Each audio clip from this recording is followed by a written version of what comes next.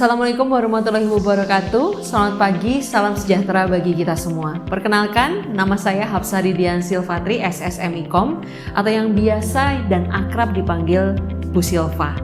Saya adalah dosen tetap pada program studi D3 Administrasi Bisnis Fakultas Vokasi Universitas Brawijaya. Spesialisasi saya adalah mengajar mata kuliah Digital Public Relation, yang sebagai salah satu mata kuliah di program studi Administrasi Bisnis. Mata kuliah ini disusun dan juga dirancang untuk membekali mahasiswa dengan pengetahuan, keterampilan, dan juga pemahaman mengenai praktek kehumasan di era digital. Dengan harapan mahasiswa tidak hanya memiliki kemampuan teoritis, tapi juga keterampilan praktis yang aplikatif dalam dunia kerja. Nah, pada kesempatan kali ini, saya akan menjelaskan proses pembelajaran pada salah satu mata kuliah yang saya ampu, yaitu Digital Public Relation. Dalam praktek mengajar, saya menggunakan metode PBL atau Project Based Learning, di mana mahasiswa didorong untuk aktif belajar melalui proyek-proyek yang relevan dengan dunia industri, khususnya dalam konteks kehumasan digital. Nah, sebelumnya saya menjelaskan lebih jauh tentang metode ini, izinkan saya menjelaskan tentang mata kuliah Digital PR atau Digital Public Relation untuk mahasiswa D3 Administrasi Bisnis Fakultas Vokasi Universitas Brawijaya dengan bobot 4 SKS. Nah, mata kuliah Digital Public Relation merupakan mata kuliah yang membahas konsep, strategi, dan juga praktek kehumasan yang dilakukan melalui media digital. Nah, fokus utama dari mata kuliah ini adalah bagaimana peran dan juga fungsi public relation atau PR yang bertransformasi dalam era teknologi informasi. Nah, khususnya di era digital dengan media sosial sebagai saluran komunikasi utama. Kajian utama dari mata kuliah ini adalah digitalisasi peran PR yang meliputi strategi komunikasi digital, manajemen media sosial, PR campaign, copywriting, dan juga strategi SEO. Mahasiswa diharapkan mampu memahami dan juga menerapkan berbagai teknik dan strategi komunikasi digital secara efektif dalam konteks kehumasan. Nah, dengan mengikuti mata kuliah ini, mahasiswa diharapkan 1. Bisa atau mampu menjelaskan konsep, ruang lingkup, serta perkembangan peran humas dalam konteks digitalisasi, komunikasi organisasi secara kritis dan juga komprehensif. Yang kedua, bisa atau mampu mengidentifikasi kebutuhan komunikasi organisasi dan menyusun strategi komunikasi digital yang relevan dengan tujuan, sasaran audiens, serta platform yang digunakan. Yang ketiga, mampu menguasai penggunaan media sosial secara profesional seperti menjalankan kampanye PR digital yang terstruktur dan juga terukur. Upaya dalam mencapai tujuan tersebut terdapat sejumlah teori yang nantinya akan disampaikan kepada mahasiswa dalam 14 kali pertemuan, meliputi konsep dasar digital PR, media sosial dan PR digital, PR campaign, pengelolaan krisis di era digital, digital branding, search engine optimization atau SEO, media handling dan media relation, corporate social responsibility atau CSR. Aku perlu berdiri nggak? Nggak usah. Aku perlu berdiri apa nggak usah? Duduk aja? Duduk aja ya? Oke. Adapun media pembelajaran yang digunakan meliputi gambar dan juga video yang relevan yang diperoleh secara online. Dan berikut ini merupakan referensi utama yang saya gunakan dalam pembelajaran mata kuliah ini adalah sebagai berikut. Nah, selanjutnya saya akan menjelaskan metode pembelajaran yang saya gunakan dalam mata kuliah Digital PR, yaitu Project Based Learning atau PBL. Sebagaimana telah disinggung sebelumnya, PBL dirancang untuk mendorong mahasiswa belajar secara aktif melalui proyek-proyek yang relevan dengan kebutuhan industri, khususnya di bidang kehumasan digital. Dengan pendekatan ini, mahasiswa tidak hanya memahami materi secara teoritis, tapi juga langsung mengaplikasikannya dalam konteks dunia kerja nyata. Tapi juga langsung mengaplikasikannya dalam konteks dunia kerja nyata. Melalui proyek yang dijalankan, mahasiswa akan mengasah kemampuan berpikir kritis, bekerja dalam tim, memecahkan masalah, serta mengembangkan kreativitas dalam merancang strategi komunikasi digital yang efektif. Nah, sebagai bagian dari evaluasi pembelajaran, tentunya diperlukan indikator penilaian yang sesuai dengan karakter metode ini. Oleh karena itu, penilaian dalam mata kuliah digital PR tidak hanya berfokus pada aspek kognitif, tapi juga mencangkup keterampilan praktis dan sikap profesional mahasiswa selama menjalani proses pembelajaran. Berikut adalah indikator penilaian yang digunakan dalam mata kuliah Digital Public Relation. Sebagai bagian dari evaluasi pembelajaran, dan ini dilakukan secara berkelanjutan. Penilaian terdiri dari tugas, Project Based Learning, UTS, UAS, dan Project Kelas. Nah, Project Kelas atau tugas PBL itu punya bobot terbesar, yaitu 60% dari total nilai akhir. Kriteria penilaian mencakup terlaksananya project dan juga bisa menghasilkan suatu project, kreativitas, teamwork, dan kemampuan presentasi, serta menyusun campaign plan atau PR campaign.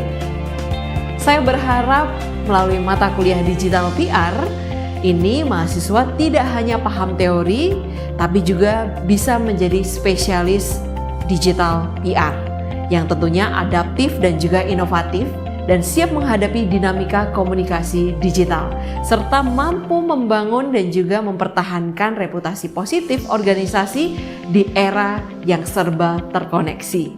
Berikut cuplikan pembelajaran mata kuliah digital PR. Assalamualaikum warahmatullahi wabarakatuh. Selamat siang, selamat datang di mata kuliah digital PR. Kita sekarang ada di semester 4 ya. Di semester 4 yang memang sebentar lagi teman-teman akan masuk di magang. Maka dari itu ada beberapa mata kuliah praktek yang wajib teman-teman bisa ikuti. Nah, salah satunya ini adalah digital PR. Jadi digital PR ini teman-teman ini nanti di endingnya di akhir kelas, teman-teman selama satu kelas ini akan praktek di beberapa rekanan kerja yang ada di vokasi. Seperti salah satunya ada di UB-MERS, kemudian ada di Vocafe, ada di UB-MERS, terus Gazebo Corner dan lain-lain. Nah, teman-teman, sebelum masuk di mata kuliah prakteknya, saya akan menjelaskan dulu tentang digital branding itu apa. Ada yang sudah tahu digital branding itu apa? Atau belum pernah tahu? Belum pernah ya, makanya dari itu saya akan menjelaskan. Jadi apa sih digital branding itu? Jadi digital branding ini bisa diperhatikan teman-teman. Ini adalah salah satu kegiatan komunikasi pemasaran dengan tujuan memberikan penjelasan maupun keterangan tentang satu nama kepada layak melalui berbagai platform, baik website maupun media sosial. Jadi strategi pemasaran yang memang kalau PR kan kita public relation kehumasan ya, kita lebih membranding. Tapi ini kita ada hubungannya erat dengan yang namanya sosial media maupun teknologi. Sesuatu semua yang berhubungan dengan digital. Nah, strategi yang baik secara bisnis, pemasaran, dan perencanaan sebuah merek untuk apa? Untuk membangun yang namanya reputasi dan juga citra. Tidak hanya untuk satu perusahaan, tapi juga untuk untuk merek, produk, orang. Misalkan contoh nih Hanin pengen membentuk suatu citra, maka Hanin juga harus bisa membentuk digital branding kamu seperti apa, melalui sosial media, melalui apa yang kamu lakukan di TikTok, di YouTube, itu kamu harus bangun dengan baik. Nah, gimana sih digital itu telah mengubah branding? Sebelumnya ada yang sudah tahu branding itu apa? Dari Kia mungkin? Mengiklankan, membranding suatu merek, membuat citra. Citra itu jadi apa yang kita tampilkan tuh harus baik dalam suatu produk, perusahaan, bahkan pun orang. Gitu ya. Jadi strategi digital branding ini merupakan satu strategi pemasaran yang efektif banget, yang bisa ini ya, apa istilahnya, karena kita sudah tahu sekarang kan kita sudah masuk di bukan 4.0 lagi, tapi kita sudah masuk di 5.0. Jadi semua itu sudah berhubungan dengan yang namanya digital. Tapi ini adalah era yang pas untuk kalian karena kalian adalah generasi Z, generasi yang memang lahir, ini adalah era kalian. Jadi kalian yang otomatis bisa mempergunakan yang namanya sosial media. Nah, kan kita sudah masuk di dalam yang namanya revolusi 5.0 ya, dan pemasaran melalui media sosial itu bisa dimaksimalkan dengan membangun branding. Jadi produk itu akan semakin dikenal oleh masyarakat luas dan bisa tentunya bisa meningkatkan penjualan suatu perusahaan atau suatu merek. Ini yang namanya itu endingnya adalah profit ya. Kalau di sosial media marketing kita lebih ke profit, tapi kalau ke digital PR itu kita lebih kepada meningkatkan yang namanya reputasi. Karena di semester 4 ini teman-teman akan belajar 5 mata kuliah yang memang sangat berguna ketika teman-teman nanti akan magang di semester 6 nanti. Ada digital PR, sosial media marketing, kemudian ada visualisasi data, kemudian ada juga yang namanya hubungan industrial, pengarsipan elektronik dan lain sebagainya. Jadi memang yang kita harus dapatkan di semester 4 ini untuk sebagai pegangan teman-teman ketika teman-teman nanti terjun di dalam dunia magang. Si digital itu kita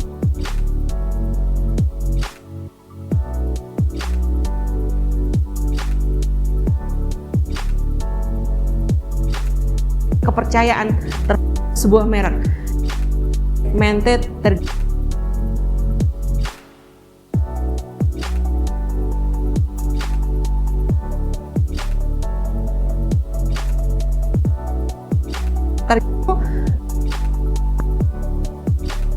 umur, ada lokasi geografis dan lain sebagainya. Nah,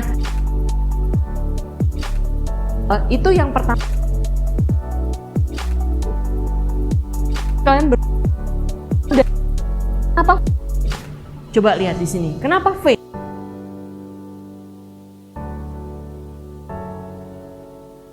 Logo bisa main-main, harus istilahnya harus bisa tahu arti warna ini apa.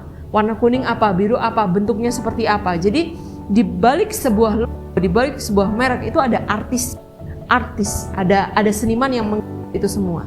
Nah, teman-teman juga teman yang di sini yang jago dalam website, ada nggak ya di sini yang jago bikin website atau UI UX atau coding and lain sebagainya. Itu harus, jadi ini mix ya. Jadi teman-teman teknologi informasi dan teman-teman harus bisa nge-match di sini, karena di sini bisnis website itu seperti itu harus ada treatment khusus dan brand optimization with SEO, search engine optimization.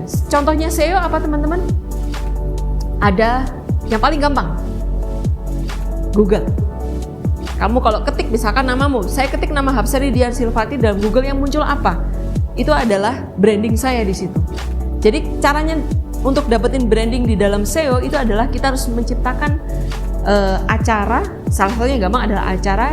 Terus kita istilahnya mengundang wartawan, kita bikin rilis publik dan kita upload di dalam website. Nah, itu nanti akan muncul namamu di situ. Itu cara gampang. Terus yang istilahnya terhubung dengan satu yang digitalisasi. Nah, di digital branding, strategi yang tadi saya bilang ada creating logo, bisnis, dan use social media. Social media mana yang kamu pilih untuk meningkatkan perusahaan, citra perusahaan atau branding bisnis kamu? Itu apa? Yang paling gampang? Instagram, TikTok. Tapi yang paling mudah yang Facebook ya. Kalau untuk jualan Facebook, tapi untuk membranding satu reputasi itu kita menggunakan Instagram. Kalau untuk jualan kita lebih kepada sekarang live TikTok ya. Jadi teman-teman tergantung nanti mau pilihnya di mana, dan itu membangun itu juga harus ada timnya di belakangnya. Ada tim apa aja? Digital creator, ada content creatornya, ada talentnya, ada bikin script, copywriter dan lain sebagainya. Dan adalah digital advertising strategy. Harus tahu caranya pemasaran itu gimana, memasarkan gimana. Kalau digital advertising kita lebih ke kita bikin iklan. bikin dikenal oleh masyarakat. Marketing strategi ini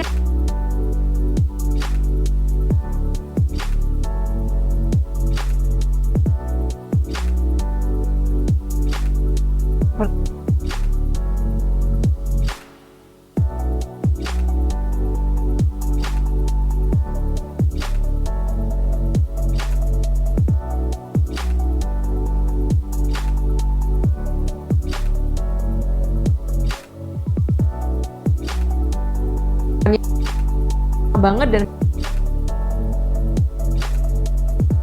bisa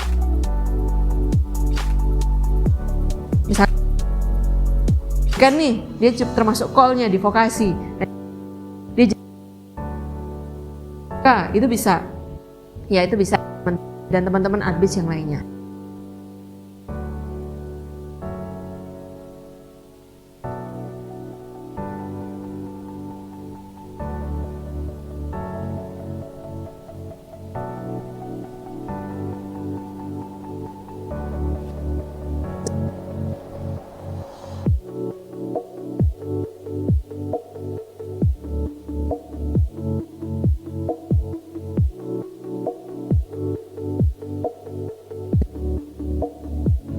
Kenapa coba?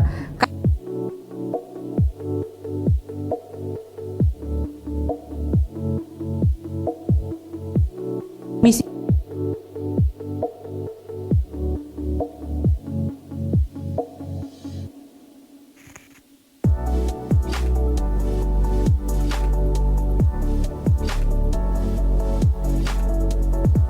like your brand.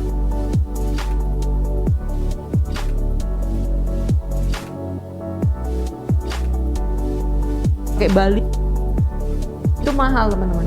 Lalu gunakan sosial media itu akan lebih mudah dan murah ya.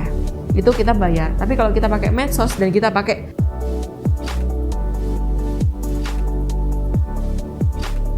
nge-repost. Jadi namanya itu word of mouth, word of digital. Pemasaran dari mulut ke mulut. Oke, kalau teman-teman bertanya apa sih bedanya digital branding sama digital marketing? Branding sama marketing beda dong. Kalau digital branding itu lebih kepada shaping image of brand. Tapi kalau digital marketing lebih kepada promosi produknya, ya. Dan juga ini teman-teman bisa baca sendiri, retain interest and increase customer loyalty. Kalau digital marketing lebih kepada brand awareness-nya. Kemudian untuk digital branding lebih branding strateginya itu bisa lebih permanen, tapi kalau digital marketing lebih tentatif. Nah, ini ada pemasaran konten ya. Itu signifikansi pemasaran konten, kemudian membangun otoritas merek dan menciptakan distribusi konten yang relevan. Seperti itu. Ini ada beberapa contoh. Jadi perusahaan promosi di Pizza Hut yang sekarang mungkin harganya udah, yang limosin tuh Pizza Limo udah berapa sekarang harganya? 200, sekarang lebih banyak promo ya. Saya nggak boleh nyebutin merek sebenarnya ya. Ini Pizza harus bayar ke saya. Ini ada Netflix yang iklannya juga keren-keren. Setiap kita searching FYP di TikTok, apa? Kita selalu keluar iklannya Netflix. Iklan Netflix terbaru apa? Filmnya Business Proposal. Yang lagi chaos itu. Oke, teman-teman, itu saja dari saya. Jika ada pertanyaan, nanti bisa teman-teman sampaikan. Terima kasih atas perhatiannya. Sampai jumpa di lain waktu. Sampai jumpa di kelas. Wassalamualaikum warahmatullahi wabarakatuh.